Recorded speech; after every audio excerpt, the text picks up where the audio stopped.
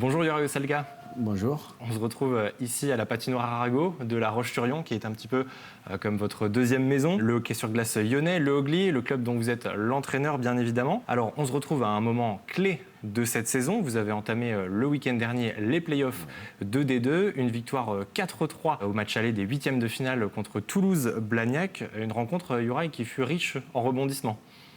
Oui, on est parti là-bas. De toute façon, on savait que c'est playoff. Et playoff, c'est lui qui gagne et qui passe. Donc, on savait que ça va être dur. On ne s'attendait pas du tout à un match facile. C'était deux équipes qui sont jouées à la gagne. Et voilà, nous, en prolongation, on a gagné ce match-là. Donc, on était tout heureux après match. Ça tournait bien pour nous. On attend toute la saison pour jouer ces matchs-là. C'est passionnant, c'est chouette à voir les matchs comme ça. Il y a un autre truc, c'est un autre feeling, c'est d'autres choses. Dès le premier match de la saison, on pense déjà à ce moment-là des playoffs? On a envie d'y être déjà? Même si notre objectif principal c'était maintien, mais dans notre tête avec les gars dans le vestiaire, on voulait faire play-off. On a démarré très bien la saison avec 3 victoires d'affilée. Et ça nous a lancé dans la saison où on s'est retrouvé troisième. On était longtemps même le deuxième, et après on s'est retrouvé troisième, mais douzième ou troisième, ça ne change pas grand-chose. C'est sa troisième derrière les Français volants et Courbevoie. 12 victoires, 6 défaites, dont 3 sur les 5 derniers matchs. Une fin de saison pas forcément facile. Quels enseignements vous avez tirés, vous, Yoraï, sur ces 18 matchs de cette saison? Qu'est-ce que vous avez appris de votre groupe? Qu'on est capable de tout, qu'on est capable de sortir de très bons matchs, et comme on est capable de passer à côté de notre match. Les moments faibles, ça arrive à toute l'équipe, et on a su à chaque fois rebondir, donc ça veut dire que le vestiaire il est quand même solide. Et c'est quoi l'origine finalement de ces moments faibles que vous avez pu avoir sur la saison? Premier moment comme ça, c'était on a gagné 3 premiers matchs, après tout de suite on a perdu 2. Est-ce qu'on a commencé à croire qu'on a commencé à marcher 10 cm sous le sol, que voilà, on a déjà, c'est tout est fait et c'est jamais fait. C'est notre tête qui nous ont sortis de saison, mais chaque fois c'était des courts moments, donc. Remettre les pieds sur terre, c'était peut-être un petit peu ça? Exactement, il faut remettre les pieds sur terre et savoir d'où on vient. Le match retour de ces playoffs, de ce huitième de finale, c'est en tout cas dès ce samedi 9 mars à 18h30, juste derrière nous. Sur quels aspects vous avez travaillé, Yoraï, avec votre groupe cette semaine? Sur quels détails peut-être vous allez travailler sur ce match retour face à Toulouse-Blagnac? Déjà, on a bien récupéré de notre voyage et on veut rester dans nos bottes et on veut rester comme on est, on veut rester solide. Ça joue sur 2 matchs gagnants, on a gagné 1, donc rien n'est fini, rien n'est fait. Sans tout dévoiler, bien sûr, est-ce que vous avez remarqué quelques petites failles peut-être au sein aussi de votre équipe et au sein de vos adversaires qui pourraient faire que ça marche encore mieux ce samedi? Je ne sais pas si on va parler ça en caméra parce que ça va passer partout. On garde le secret, c'est ça? Voilà, on garde le secret, mais c'est les choses basiques qu'on travaille à l'entraînement avec un petit peu plus d'application, un petit peu plus de concentration sur les petits détails. Il faudra venir vous voir pour le savoir, c'est ça? Exactement. Il y aura 2 scénarios en tout cas à l'issue de samedi. Une victoire, on vous le souhaite, et une qualification donc pour les quarts de finale. Et puis la deuxième possibilité, c'est en cas de défaite, il y aura un 3e match dimanche à 12h30, c'est ça? Toujours ici à La Roche-sur-Yon. Est-ce que vous préparez votre équipe à tous les scénarios possibles?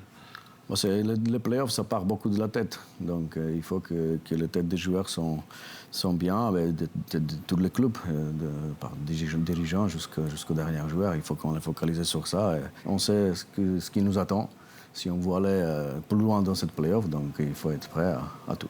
Parce que vous avez un groupe très jeune aussi. Alors, comment est-ce qu'on fait pour les préparer justement pour qu'ils soient bien dans leur tête, comme vous dites? Oui, on a un groupe jeune. On avait 9 recrues cette année. Ça, c'est aussi le travail des leaders, des anciens dans le vestiaire qui sont là pour les épauler, pour que ça travaille, pour que ça tire dans le même sens.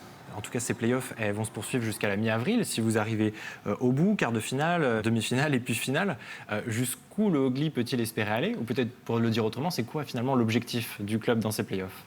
Écoutez, on n'a pas couteau sous la gorge. Si ça se faisait si c'est passé comme c'est passé maintenant, on a signé tous avant la saison que ça va être comme ça. Et on prend plaisir et on va au maximum où on peut y aller. Il n'y a pas de limite. S'amuser, de prendre plaisir et de travailler parce qu'on a le potentiel. Donc maintenant, il faut exploiter. On le rappelle aussi, le vainqueur des playoffs est promu en D1, le finaliste aussi. Il y a potentiellement une 3e place à aller chercher avec un barrage face au 14e de D1. Diriez-vous peut-être que le Hogli, Yoraï, comme d'autres clubs comme les Français volants, le HCMP ou Villard de Lans, est aussi un candidat à la montée en D1? Voilà, c'est encore très très loin à penser à tout ça. Tous les sportifs qui font la compétition, si tu fais une compétition, si tu es un compétiteur, mais forcément tu veux gagner des titres, tu veux aller plus loin. Et on peut le faire, mais on peut le faire et le faire, c'est d'autres choses. Ça fait partie de derrière la tête qu'il y a tout le monde qui a ça. Juraj, cette année 2024, elle marque aussi un anniversaire pour vous. Alors vous ne le savez peut-être pas, mais ça fait 20 ans que vous avez disputé votre premier match avec le Hogli. C'était en 2004. Est-ce que toute votre expérience de joueur ici sert encore sur le banc à des moments comme celui qu'on va avoir samedi soir à la patinoire? Je ne savais pas. Je ne savais pas que c'est déjà 20 ans. Mais oui, de toute façon, tous les moments qui servent. Quand vous jouez au hockey, vous passez par des moments, vous pouvez rentrer dans la tête un petit peu des joueurs, vous savez ce qui se passe dans quel moment. L'expérience des joueurs, forcément, sert à des entraîneurs, même si c'est un métier qui a rien à voir avec les joueurs. Les émotions sont complètement différentes. L'émotion, après, en victoire, c'est complètement différent comme un joueur. C'est-à-dire, elle est plus forte, elle est différente? Elle est plus forte, je pense. Elle est plus forte. Elle est différente, plus forte. Parce qu'à un moment, quand on est joueur, on pense que c'est celle-là qui est plus fort. Un joueur, il est bien sûr, il vous gagne, c'est tout pour, il vous gagne pour son club, mais il est toujours focalisé sur lui-même. En tant qu'un coach, vous avez toute une équipe et si vous gagnez, en fait, vous partez votre émotion elle est plus forte parce que vous la partagez avec tout le monde. Et c'est la même chose dans les défaites. C'est les défaites qui passent beaucoup plus mal. Ça fait partie de ce métier-là et ça fait aussi pourquoi on l'aime. Juraj, c'est aussi votre 12e saison en tant que coach de cette équipe du Hogli. Vous avez toujours la même passion avant de venir à l'entraînement, avant de commencer un match. Ça n'a pas changé? Non, ça n'a pas changé. Ça a changé, bien sûr, comme j'ai dit, en tant que joueur et entraîneur, c'est pas la même chose. Mais non, mais j'ai autant de plaisir d'aller à la patinoire. J'ai grandi à la patinoire quand j'étais encore en Slovaquie. Et là, j'ai la chance, là, j'ai l'occasion d'être sur la glace encore. Donc forcément, l'idée d'une 13e saison ne vous déplaît pas? Continuez encore ici, bien sûr. Écoutez, il n'y a pas de raison pourquoi s'arrêter. Après, on est une équipe amateur, tout va avec. On peut remercier aussi de nos partenaires qui nous aident aussi, qui embauchent nos joueurs, qui les laissent libres pour qu'ils fassent ce métier-là. Et moi aussi, d'ailleurs, j'ai un patron qui me laisse faire mon métier. Donc, c'est aussi grâce à des gens comme ça, de nos partenaires, qu'on peut faire ça. Vous avez un métier à côté, vos joueurs ont aussi un métier à côté, il faut le rappeler. C'est ça, il faut le rappeler. On est une équipe qui est constituée d'amateurs et ça nous permet à vivre notre passion, donc c'est extraordinaire. Et puis cette passion, on va la retrouver, donc on l'a dit, samedi soir à 18h30 pour ce match retour des 8e de finale des playoffs 2D2. La patinoire, juste derrière nous, elle sera pleine? J'espère. J'espère qu'elle sera pleine, que les gens ils vont être derrière nous. Moi, je peux garantir qu'on va tout laisser sous la glace, toutes nos forces, tout ce qu'on peut donner. Et voilà. On sera là pour suivre ça et pour vous suivre plus loin, on l'espère, Juraj. Merci beaucoup. Merci beaucoup.